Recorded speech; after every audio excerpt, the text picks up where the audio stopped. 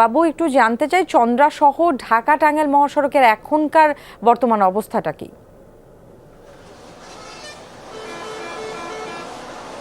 স্বাস্থ্য এবং স্বাদের মধ্যে চমৎকার একটা ব্যালেন্স করে পীর প্রিমিয়াম আয়োডাইজড লবণ। ন্যান্সি, সকাল থেকেই কিন্তু ঢাকা টাঙ্গাইল মহাসড়কের যে চন্দ্রা মোড়, সেই চন্দ্রা মোড়ে কিন্তু যাত্রীদের চাপও বাড়ছে এবং গাড়ির চাপও বাড়ছে। যেসব গাড়ি গাবতলী থেকে ছেড়ে আসছে সেসব গাড়ি আসলে চন্দ্রা মোড়ে এসে রাস্তার উপরে দাঁড় করাচ্ছে, যার কারণে আসলে দীর্ঘ সারি এবং জটলা সৃষ্টি হচ্ছে। আপনি দেখতে পাচ্ছেন যে এই যে দীর্ঘ সারি, এই দীর্ঘ সারি প্রায় 5 কিলোমিটার মতো, এখান থেকে প্রায় নবীনগর বাইপাল পর্যন্ত ছড়িয়ে গেছে। আর ফ্লাইওভারে যেই জটলাটা দেখছেন সেটা হচ্ছে যে এই চন্দ্রা থেকে একদম কোনাবাড়ি পর্যন্ত এই জটলা সৃষ্টি হয়েছে।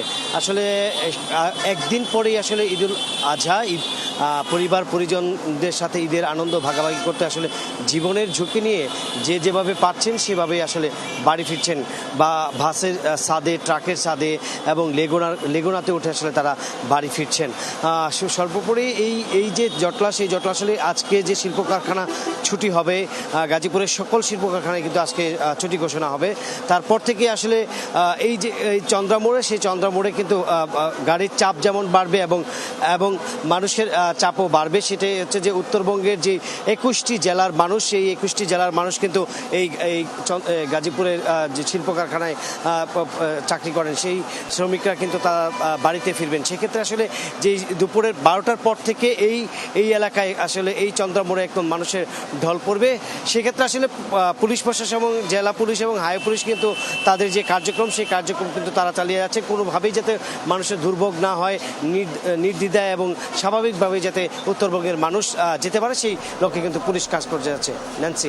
বাবু, আপনাকে ধন্যবাদ। দর্শক, বঙ্গবন্ধু সেতুর পূর্ব প্রান্তে আছেন আমাদের আরেক সহকর্মী শামীম আল মামুন, যাচ্ছি তার কাছে। মামুন, কয়েক কিলোমিটার এলাকা জুড়ে এই যানজট, যাত্রীদের ভোগান্তি আসলে কি অবস্থা একটু জানতে চাই, তাদের সাথে কথা বলেছেন কিনা?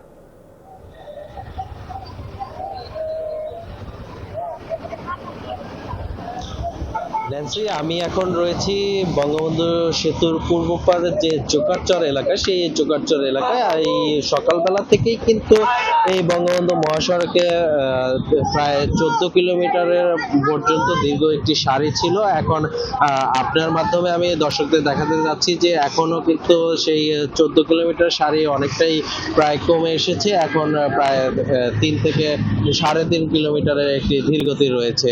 তবে বেলা বাড়ার সাথে সাথে কিন্তু এই ধীরগতি শেষের দিকে, প্রায় শেষের দিকে। এবং এখানকার যে যাত্রীরা রয়েছেন তারা যেটা বলছেন যে তারা নারী টানে বাড়ি ফিরছেন, এবং তাদের যে এই রাস্তায় আসার পরপরই প্রতি বছরই যে ভোগান্তিতে পড়তে হয়, সেই ভোগান্তির জন্য তারা কিন্তু মিশ্র প্রতিক্রিয়া জানিয়েছেন। অনেকে বলছেন যে এই রাস্তার যে কাজ হচ্ছে, এই 4 লেনের কাজ, এটি যেন দ্রুত সময়ে শেষ হয়। আবার অনেকেই বলছেন যে যেহেতু ঈদে বাড়ি যাচ্ছেন, সবার সাথে দেখা সাক্ষাৎ হবে, কথা হবে, যার ফলে হচ্ছে যে তারা এই ছোট্ট ভোগান্তিকেও তারা মানিয়ে নেওয়ার চেষ্টা করছেন, এমনটি বলছেন। এছাড়াও যারা এখানকার যিনি পুলিশ সুপার রয়েছেন তার সাথে কথা বলেছি, তিনি বলছেন যে যাত্রীরা যেন নির্বিঘ্নে যেতে পারে এবং নির্বিঘ্নে তারা ঈদ করে আবার সে বাড়িতে ফিরতে পারে, তার জন্য তারা 700 পুলিশ মোতায়েন করছে এবং তারা প্রতিনিয়ত কাজ করে যাচ্ছে যেন যাত্রীদের কোনো ধরনের ভোগান্তি না হয়। তবে শিশু এবং মহিলারা একটু বেশি ভোগান্তিতে পড়েছে, তবে বেলা বাড়ার সাথে সাথে হয়তো বা এই ভোগান্তি অনেকটাই লাঘব হয়ে যাবে, এমনটা বলছেন এখানকার কর্মকর্তারা। ন্যান্সি। মামুন, আপনাকে ধন্যবাদ।